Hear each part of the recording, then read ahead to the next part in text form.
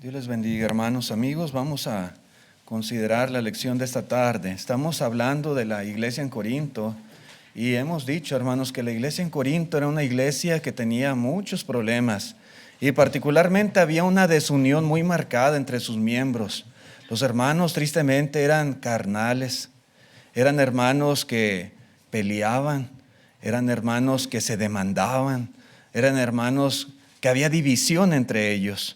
Y para ayudar a solucionar estas cosas, el apóstol Pablo escribe una carta, esta primera carta, aunque como dijimos en la lección anterior, ya había escrito anteriormente a la iglesia, pero esto que conocemos nosotros como la primera carta a los Corintios son instrucciones de parte de Dios para ayudar a la iglesia a solucionar todos estos conflictos. Y si ustedes se fijan, el apóstol Pablo comienza haciendo un diagnóstico. No solamente de todas las cosas malas que seguramente, ¿verdad?, él estaba preocupado por señalar en esta carta, pero también les hace ver las cosas buenas y les hace ver los privilegios, las bendiciones que ellos tenían, lo cual es fundamental para que ellos puedan corregir, ¿verdad?, todos estos problemas que había entre ellos. La iglesia en Corinto, hermanos, fue ricamente bendecida.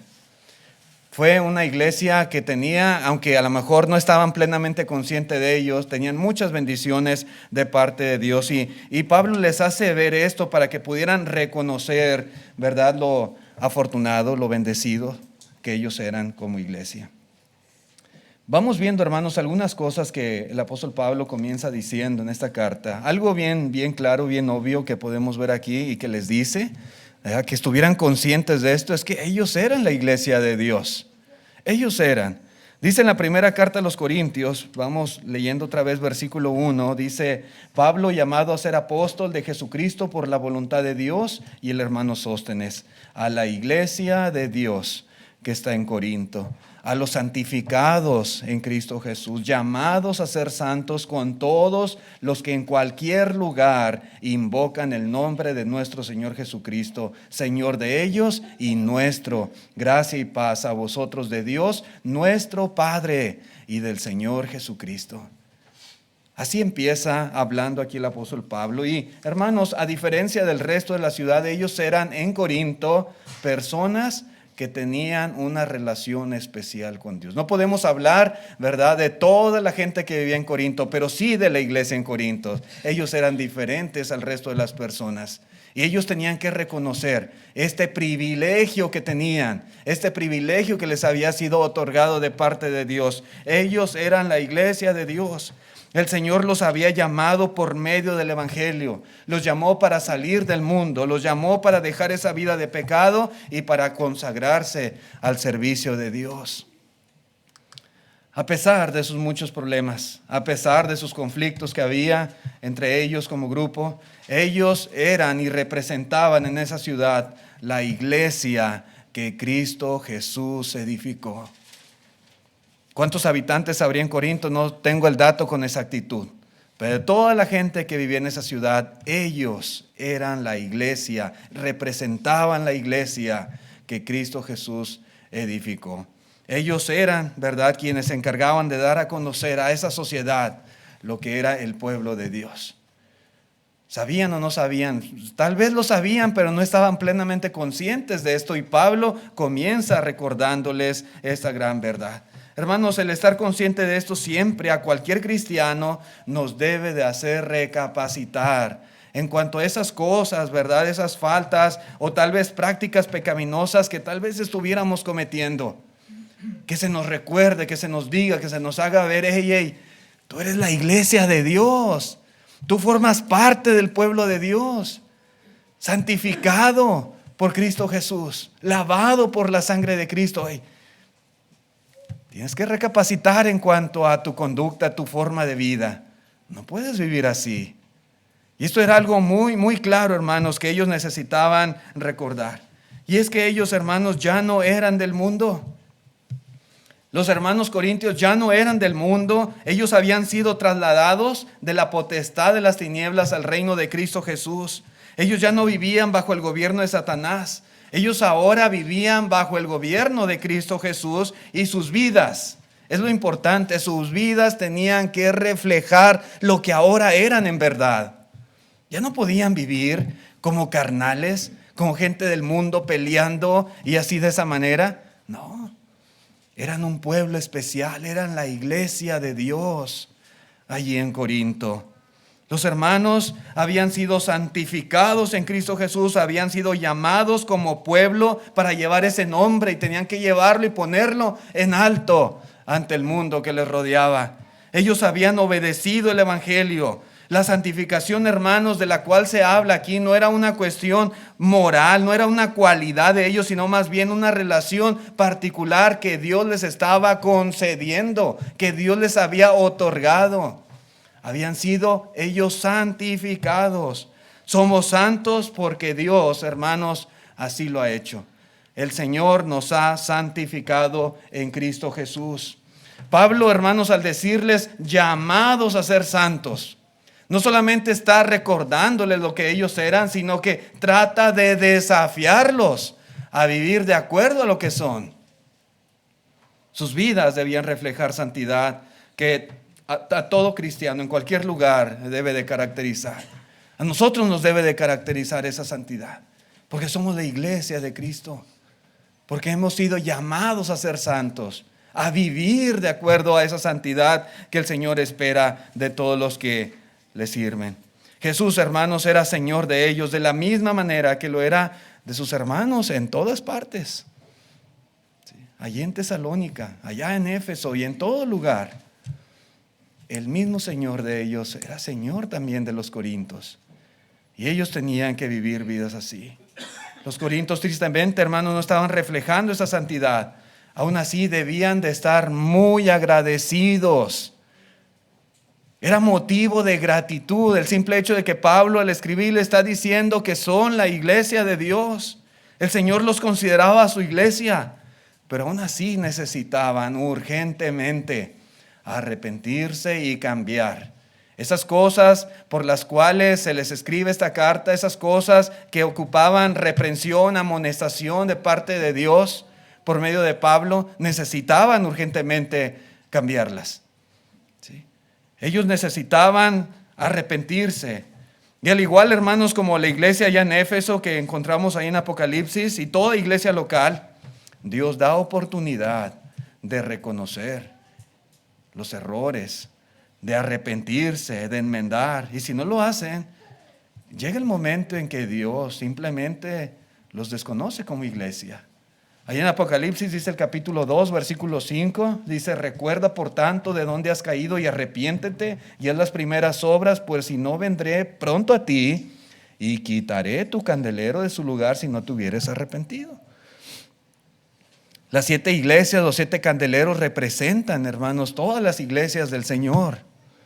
Pero cuando una iglesia se le hace ver que está en pecado, a través de la palabra de Dios se le hace ver su error y simplemente no quiere enmendar, no quiere corregir, ¿okay? Llega un momento en que Dios deja de considerarla entre sus iglesias. Decíamos en la mañana, conoce el Señor a los que son suyos. Y Dios conoce cuáles son sus iglesias y cuáles no. Así que ellos eran la iglesia de Dios, por supuesto que sí. Santificados en Cristo Jesús, llamados a ser santos, sí. Pero no quiere decir que así como estaban era correcto y podían seguir viviendo de la misma manera. No. Pablo les recuerda para que esto les ayude en verdad a vivir como lo que en verdad eran. Volviendo a 1 Corintios capítulo 1, dice el versículo 4, gracias doy a mi Padre Dios, gracias doy a Dios siempre por vosotros, por la gracia de Dios que os fue dada en Cristo Jesús. Los hermanos corintios debían de estar agradecidos, había muchos motivos de gratitud. Y entre ellos dice aquí el apóstol Pablo, por la gracia de Dios que os fue dada en Cristo Jesús. ¿Cuál es esa gracia que ellos habían recibido? Hermanos, Pablo estaba muy agradecido con Dios de que los corintios hubieran sido salvos de sus pecados y que ellos hubieran sido añadidos a la iglesia que Jesús edificó. Esta es la gracia, hermanos, que recibieron por medio de Cristo. Una gracia que no fue por mérito humano. No fue una gracia que ellos hubieran ganado. Una gracia es un don, un regalo que no merecían. Un don inmenso, hermanos, que ellos tuvieron de parte del Señor. Así que conscientes de estas bendiciones espirituales que ellos tenían en Cristo Jesús, debían superar esa división y ese pecado que estaba afectando en sus vidas. La gratitud es muy importante. Cuando tenemos gratitud hacia alguien, eso nos va a ayudar a tener la mejor actitud hacia tales personas. Y si hay algo que estamos haciendo que a lo mejor esté causando, afectando a los tales, la gratitud nos ayuda a enmendar. Ellos primeramente tenían que comenzar aquí, reconociendo lo que eran y lo que tenían, lo que se les había otorgado, la gracia que habían recibido por medio de Cristo Jesús. Hermanos, ¿estamos nosotros agradecidos por la gracia que tenemos en Cristo? ¿En verdad lo reconocemos? ¿En verdad lo valoramos? ¿En verdad, hermanos, estamos dispuestos a hacer todo lo que sea posible para agradar a Dios, para cambiar, reconociendo todo lo que se nos otorgó sin merecer? ¿Estamos agradecidos también por la gracia que otros tienen en Cristo Jesús? ¿Deseamos que otros también reciban la misma gracia que nosotros hemos recibido? Pablo así se expresaba. Él daba gracias a Dios y él oraba sin cesar al Señor, agradeciendo la gracia que los corintios tenían por medio de Cristo Jesús. Hermanos, esta gratitud debe superar cualquier sentimiento de discordia. A veces surgen, a veces entre nosotros problemitas, inconvenientes por ahí que nos hacen a veces no llevarnos tan bien los unos con los otros. Ciertas raíces de amargura a veces por ahí están en los corazones.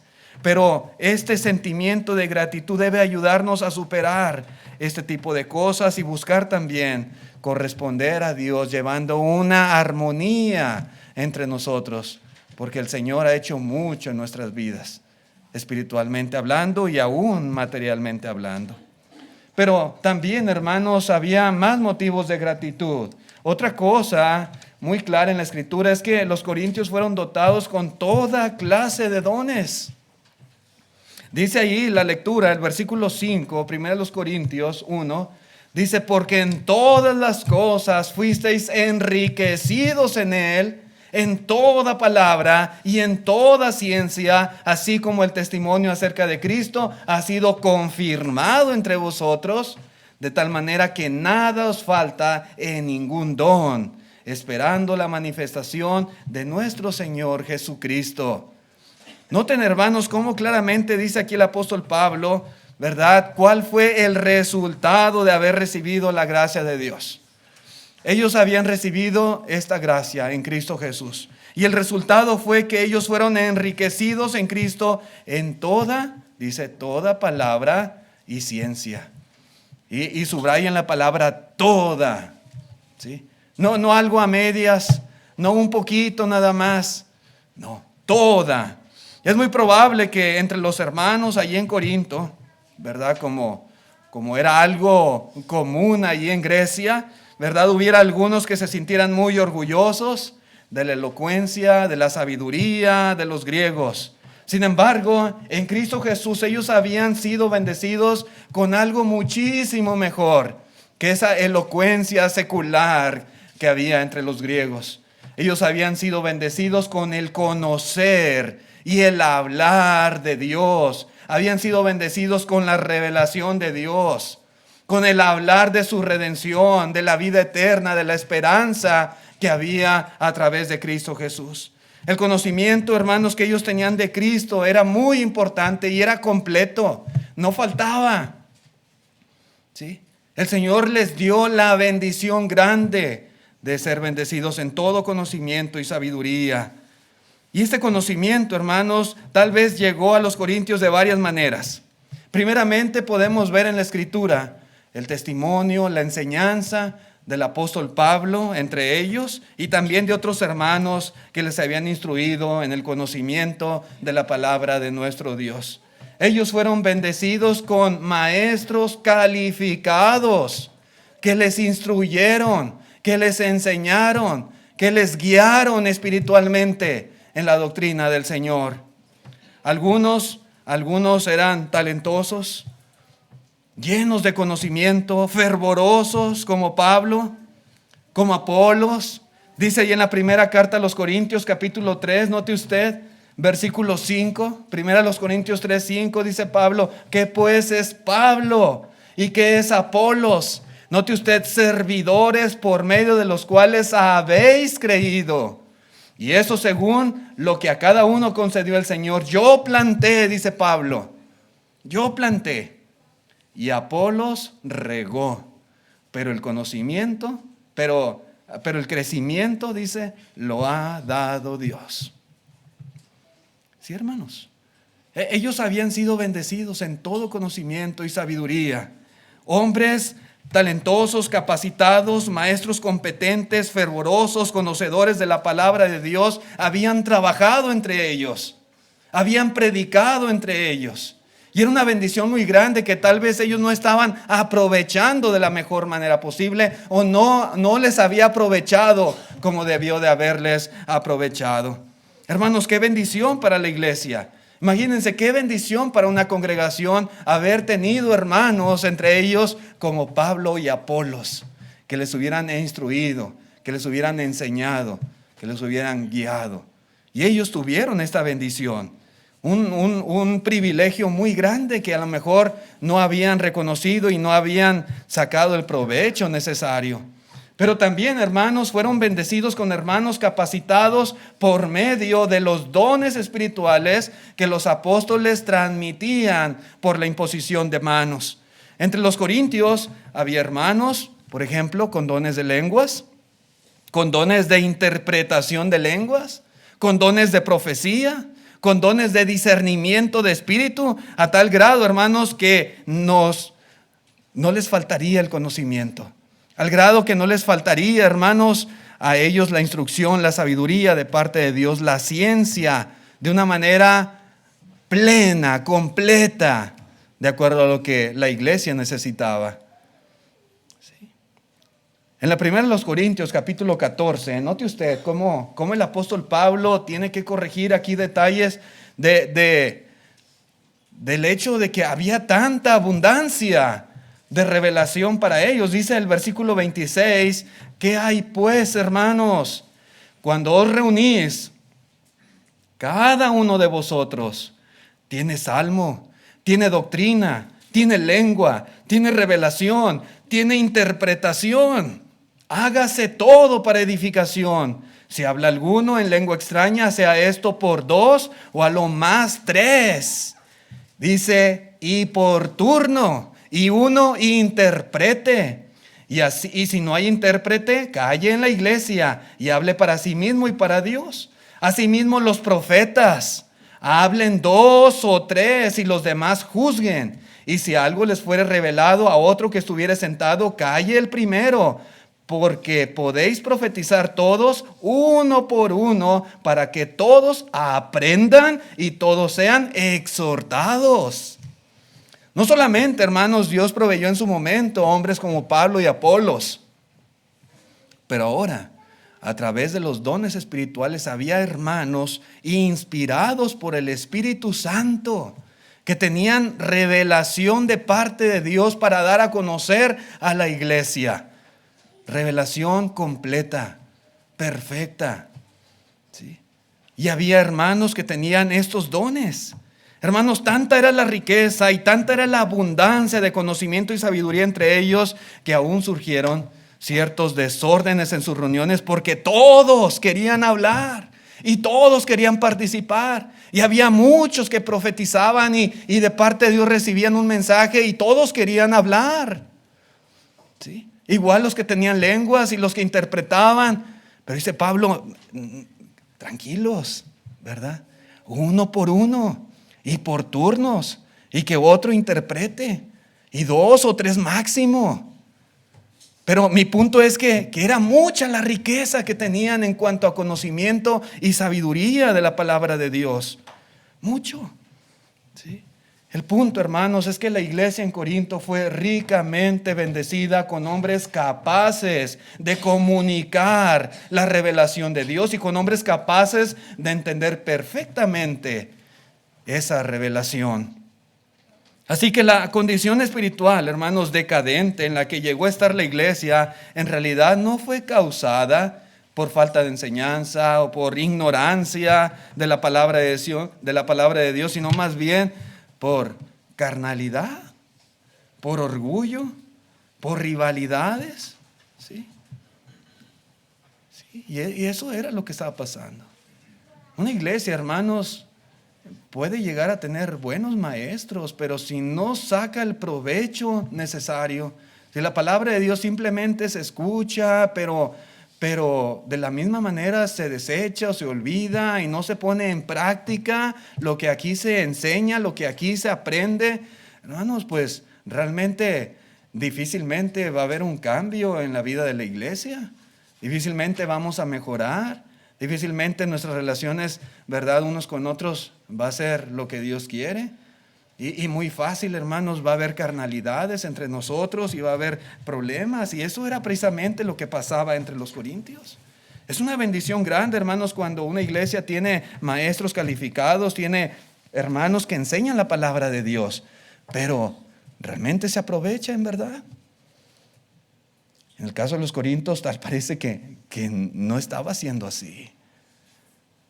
Hoy no tenemos ya esos dones, ¿verdad? Esos dones espirituales milagrosos, pero tenemos la palabra de Dios. Tenemos las escrituras. ¿Sí? Y a través de la escritura Dios nos revela su voluntad. Y nos reunimos, ¿verdad?, en los horarios que la iglesia establece y en cada reunión se estudian por lo general las escrituras, con el propósito de que seamos mejores. Y hay que estar agradecidos con Dios, hermanos, porque tenemos su palabra y porque muchas veces tenemos hermanos que nos enseñan. Hay iglesias que a veces batallan mucho porque no tienen, ¿verdad?, quien les enseñe y siempre hay deficiencia, pero muchas veces puede haber iglesias que sí tienen y aún así, hermanos, aún así nuestra vida no refleja en realidad esa bendición. Pero aún más, hermanos, dice el versículo 7 que este testimonio que habían recibido acerca de Cristo, dice que había sido confirmado. Ellos habían sido bendecidos en todo conocimiento y sabiduría, pero esa palabra, esa enseñanza, no era algo vano y no era algo que se pudiera poner en tela de juicio, que a lo mejor, quién sabe, puede ser que sea verdad, puede ser que no. No había lugar a dudas porque todo testimonio fue confirmado. Es decir, había sido garantizado como divino. ¿Y cómo fue confirmado este testimonio? ¿Cómo fue confirmado? Dice el versículo 7. Hermanos, fue confirmado por medio de los dones. Por dones milagrosos que fueron hechos entre ellos. En la segunda carta a los Corintios, en el capítulo 12, versículo 12, dice el apóstol Pablo, note usted, dice, con todo, las señales de apóstol han sido hechas entre vosotros en toda paciencia, por señales, prodigios y milagros. ¿Sí? Las señales de apóstol fueron hechas entre los corintios. No podían dudar, hermanos, del mensaje. No podían dudar en cuanto a la enseñanza que recibían. Es cierto, ellos no tenían las escrituras del Nuevo Testamento. El Señor utilizó estos dones espirituales para revelar su palabra y utilizó a los apóstoles. La iglesia fue establecida sobre el fundamento de los apóstoles y profetas. Había profetas en el primer siglo. Espiritualmente, hermanos, ellos tenían ese don de parte de Dios y podían transmitir a los hermanos. Pero esa palabra, ¿cómo saber si en verdad era o no era de Dios? Bueno, señales, prodigios y milagros. Dice Pablo, señales de apóstol han sido hechas entre vosotros. Y era la manera de confirmar que ese mensaje era verdadero.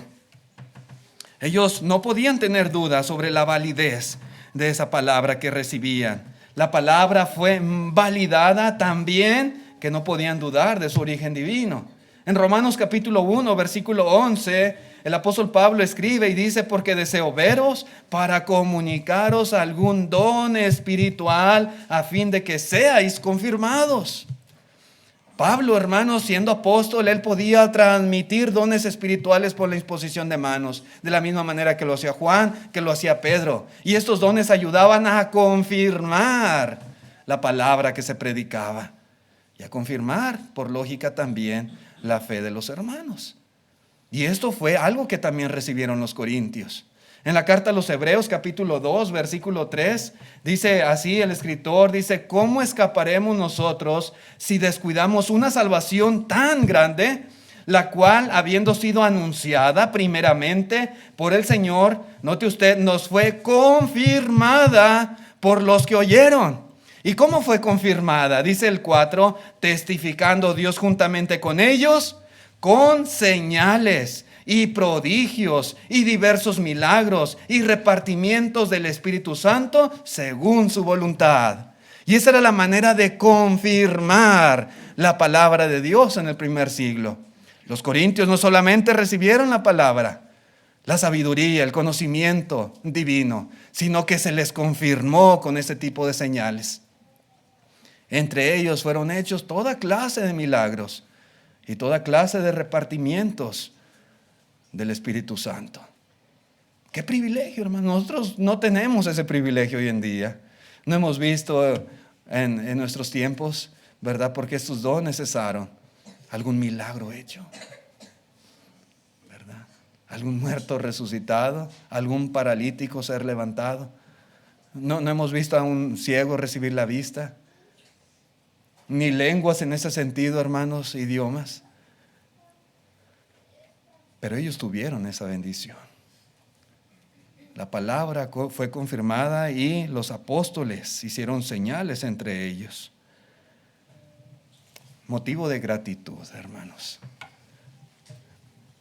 que ellos tenían que tomar en cuenta para ser diferentes, para corresponder a Dios, a todas esas bendiciones que habían recibido. Pero también, hermanos, había motivo de gratitud, y Pablo lo expresa en el sentido de que ellos tenían seguridad en Cristo. Y es algo, hermanos, en la mañana yo hablaba algo de esto en la lección también. Es algo que nosotros debemos tener bien grabado en nuestro corazón y estar agradecidos con Dios por esa seguridad que en Cristo Jesús poseemos. Es el privilegio más grande que un ser humano pueda tener.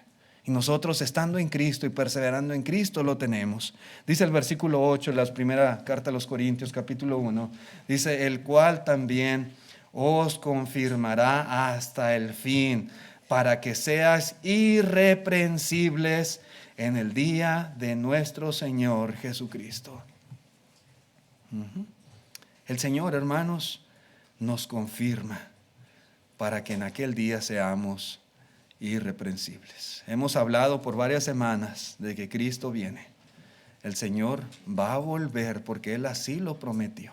Esta mañana hablábamos del juicio final que sucederá cuando Cristo venga. ¿Y cómo nos presentaremos en el día del juicio? El apóstol Pablo dice: irreprensibles a través de Cristo Jesús.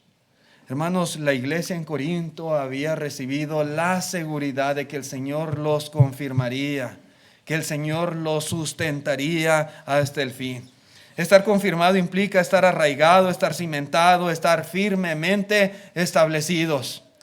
Sin embargo, la confirmación del Señor no es algo incondicional. No es algo incondicional, como leíamos en la mañana también la carta a los Colosenses. Se requiere perseverar en la fe. ¿Sí? El Señor nos confirma, pero no debemos apartarnos jamás de la fe en Jesucristo, de la enseñanza de Cristo Jesús, predicada por los apóstoles. El Señor actuará, hermanos, mediante las provisiones del Evangelio. Estas provisiones del Evangelio incluyen la instrucción a nuestras vidas, la corrección muchas veces de las cosas en las cuales estamos deficientes, la misma providencia divina, la oración y sobre todo el perdón de nuestros pecados, el perdón de nuestras faltas cuando nos arrepentimos de corazón. Son provisiones que Dios ha puesto para nosotros, para que podamos mantenernos firmes y para que en el día del Señor nosotros nos presentemos irreprensibles delante de Él. Pero si hacemos lo que el Señor nos ha mandado y seguimos estas instrucciones, tenemos esa garantía de Dios, esa seguridad de Dios en Cristo Jesús.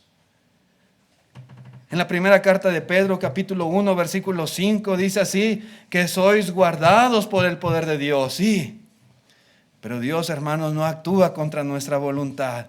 Dice, mediante la fe, mediante el Evangelio.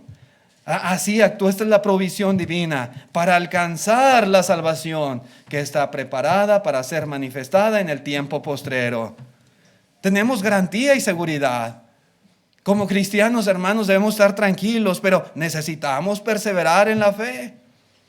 Necesitamos estar produciendo frutos en nuestra vida cristiana, no apartarnos. Y necesitamos llevar una vida como Dios quiere.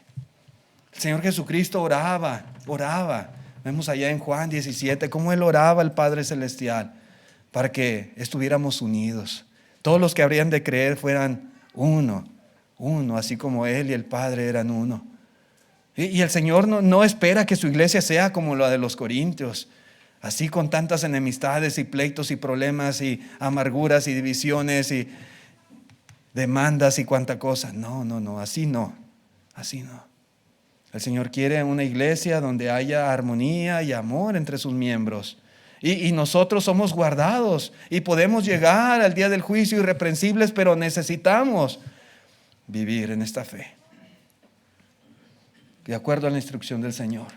En Apocalipsis capítulo 2, versículo 7 dice, el que tiene oído, oiga lo que el Espíritu dice a las iglesias, y dice, al que venciere.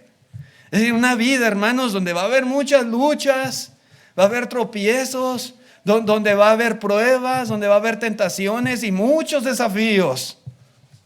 Pero al que venciere, al que sea fiel, a pesar de todas las circunstancias de su vida, el que no se aparte, el que no deje el camino del Evangelio, que no se aparte del Señor, el que no apostate de la fe, el que se mantenga firme y produciendo frutos, al que venciere, le daré a comer del árbol de la vida, el cual está en medio del paraíso de Dios. Y así sucesivamente a cada iglesia se le dice al que venciere, el que venciere. Sí, hermanos, las promesas de Dios están firmes y están seguras en Cristo Jesús. Nada más no se aparte del camino, no deje de vivir su vida cristiana como el Señor espera. Y seremos vencedores, podemos tener esa certeza en Cristo Jesús. Y los hermanos tenían también esa garantía. Si nosotros perseveramos fielmente, hermanos, durante nuestro peregrinar en este mundo, si nos esforzamos por vivir conforme a su voluntad, si llevamos vidas consagradas para Dios, Él promete que seremos irreprensibles el día que Cristo vuelva. ¿Y qué quiere decir irreprensibles? Que no va a haber nada malo que se pueda decir de nosotros, que no va a haber nada que pueda afectar, que pueda perjudicar nuestra relación con el Señor. No podemos ser sin culpa en el día del Señor, hermanos, debido a que nunca pecamos, porque pecamos. A veces de hecho, de pensamiento, de palabra, pecamos. Y en ese sentido no es que vamos a ser irreprensibles porque yo nunca pequé. No, en ese sentido no, hermanos. Seremos irreprensibles porque dice aquí la palabra de Dios que el Señor nos ha perdonado nuestros pecados. Por eso vamos a ser irreprensibles, no porque nunca pequemos. Porque el Señor ha sido bueno, misericordioso y nos ha otorgado esa gracia del perdón. No lo merecemos, pero el Señor ha sido bueno. Para quienes se mantienen en la fe del Hijo de Dios, ningún poder mundano podrá separarlos de su amor. Nada. No podremos ser acusados. Satanás, hermanos, no puede encontrar nada en nuestra contra. Somos irreprensibles en Cristo Jesús. En Romanos capítulo 8, versículo 1 dice, ahora pues ninguna condenación hay para los que están en Jesús, en Cristo Jesús. Los que no andan conforme a la carne, sino conforme al Espíritu. De ahí la importancia, hermanos, de vivir vidas correctas delante de Dios. Porque si somos carnales, si andamos conforme a la carne, no podremos ser irreprensibles. tenemos que vivir conforme al Espíritu. Así como el Espíritu Santo lo ha revelado a través de la palabra de Dios. Y seremos irreprensibles, podemos tener esa garantía. Así que mientras el día del Señor será un día terrible para los pecadores, para los cristianos fieles será un día feliz, un día que nos encontraremos con el Señor, un día, hermanos, en el cual comenzaremos a vivir una vida diferente, una vida nueva, para siempre estaremos con Él. Volviendo al versículo 9, 1 Corintios 1, dice: fiel es Dios, por lo cual fuisteis llamados a la comunión con su Hijo Jesucristo, nuestro Señor. Y aquí hay algo bien importante, hermanos. Todo lo anteriormente dicho, todo lo que ellos tenían, ¿verdad?, de parte de Dios en Cristo Jesús, se sustenta en esta gran verdad, en el hecho de que Dios es fiel, en el hecho de que Él siempre cumple lo que promete. El cristiano puede poner toda su confianza en Dios, puede estar seguro, puede estar tranquilo, ¿sí? Puede quitar todo sentimiento de duda, porque Dios es fiel. Seremos aceptables ante Dios en el día del juicio, no por nuestros propios logros, sino por su fidelidad. La fidelidad de Dios, hermanos, juega un papel bien importante aquí. Si el Señor nos ha prometido que cuando Cristo venga seremos irreprensibles delante de Él, así será. Solo manténgase firme en el camino de Dios. Esfuércese cada día de su vida. Trate de vivir una vida conforme a la voluntad de Dios. Trate de producir frutos a su capacidad, pero produzca frutos para el Señor. Puede tener la seguridad, porque Dios es fiel, que en su venida usted será recompensado por el Señor. Por medio del Evangelio somos llamados a la comunión con Jesucristo. Por medio del Evangelio somos coherederos con Cristo. Por medio del Evangelio, hermanos, es que tenemos esta relación y tenemos perdón de pecados. Y vamos a ser en aquel día, delante de Dios, irreprensibles. Grábese esto, hermanos. Una palabra muy importante. Irreprensibles delante de Dios. Y un día esa comunión, hermanos, que hoy en día disfrutamos en este mundo, se perfeccionará. Porque estaremos eternamente con el Señor, en el cielo. Él fue a preparar lugar para nosotros. Así que, hermanos, nosotros, al igual que los corintios, esta iglesia aquí, Mabel y Myers, aquí en Odessa, también somos la iglesia de Dios. También representamos el pueblo de Dios en esta ciudad. Y también esta iglesia, al igual que ellos, somos una iglesia bendecida abundantemente. ¿Cierto? Compuesta por personas, por seres falibles e imperfectos. Lo somos. Ocasionalmente pueden surgir problemas. Ocasionalmente puede ser que caigamos, cometamos errores. Sin embargo, hermanos, todo problema puede encontrar solución. Si decidimos nosotros mantener nuestra lealtad a Cristo, siguiendo la guía del Evangelio y reconociendo, hermanos, todas las bendiciones que a través de Cristo tenemos como una motivación que nos ayude a ser diferentes y a vivir como en verdad se merece nuestro llamado a través de Cristo. En la primera de Juan, capítulo 1, versículo 6, dice así: si decimos que tenemos comunión con Él y andamos en tinieblas, mentimos y no practicamos la verdad. Pero si andamos en luz, si somos cristianos que en verdad andamos en luz, como Él está en luz, tenemos comunión unos con otros, y la sangre de Jesucristo, su Hijo, nos limpia de todo pecado. No que seamos perfectos, hermanos, porque nadie lo es. No que nunca nos equivoquemos, porque todos nos equivocamos. Pero andamos en luz. Estamos luchando, estamos en el camino esforzándonos, haciendo lo que el Señor nos ha llamado a hacer y tratándolo de hacerla de la mejor manera posible.